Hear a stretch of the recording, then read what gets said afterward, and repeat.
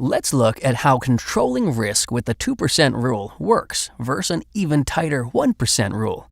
This table shows you what your account would look like after a 5-in-a-row losing streak, something an active trader could experience in a single day. Note that the fixed percentage rule reduces the size of each succeeding trade, which slows your account's decay when you experience a losing streak. Account losses are inevitable when you're trading futures, and when you encounter a losing streak, you must build back your earnings to get back where you were when you started. Mathematically, the amount you need to gain will be larger than the amount you lost. This table shows in percentage terms the gain you must recover to make up for a similar loss.